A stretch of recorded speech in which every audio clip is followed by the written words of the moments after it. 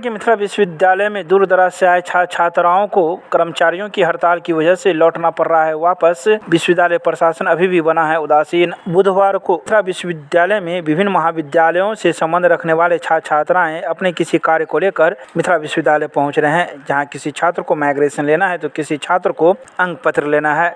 लेकिन काउंटर बंद देखते ही उसके चेहरे पर मायूसी छा जाती है और निराश हो जाते हैं। जब उन्हें पता चलता है कि विश्वविद्यालय के कर्मचारियों का 3 दिनों से हड़ताल चल रहा है तो ये लोग वापस हो जाते हैं।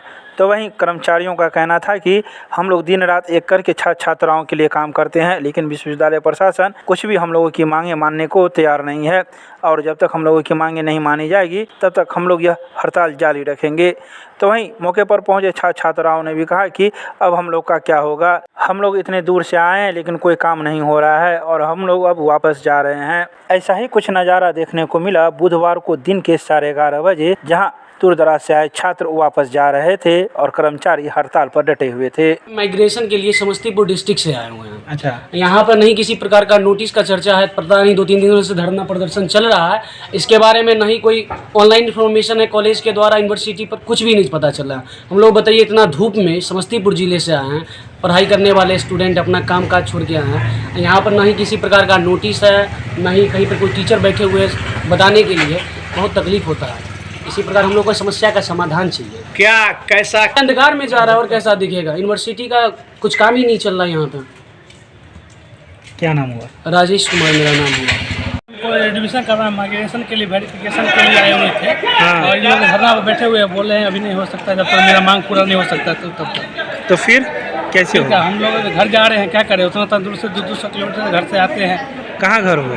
हम लोग का हो गया वैशाली जिला पड़ रहा है, मुजफ्फरपुर, समस्तीपुर, दरभंगा आते हैं। अच्छा, क्या आने के बाद यहाँ क्या पता चला? पता चला कि सब धरना में बैठे हुए हैं, बोले क्या जब तक मेरा हम लोग का मांग नहीं पूरा होगा तब तक हम आप लोग का काम नहीं कर सकते। ये उमस भरी गर्मी है, धूप है, क्या समस्या हो रही है? समस्या क्या होगा, आप लोग देख ही रहे हैं क्या हो रहा है समस्या, इसमें हम लोग क्या कर सकते हैं। किस कॉलेज के छात्र हैं? हम लोग आर्यनर कॉलेज से समस्तीपुर। क्या नाम हुआ? मेरा गौतम कुमार नाम हुआ।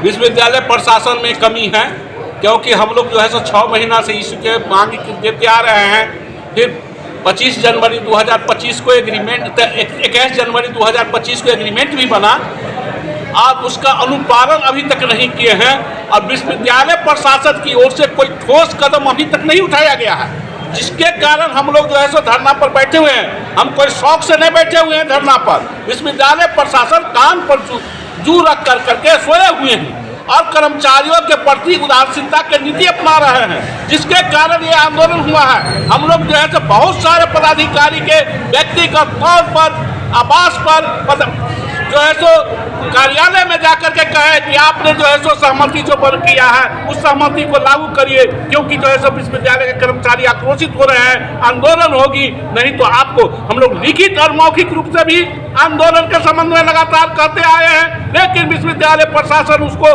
अनसुनी किए हैं, जिसके कारण ये नौबत आई है। आज जो भी समस्या है उसका सारा जो है सो से विश्वविद्यालय प्रशासन को जाता है। विश्वविद्यालय प्रशासन इसके लिए दोषी है, न कि कोई अन्य व्यक्ति दोषी है।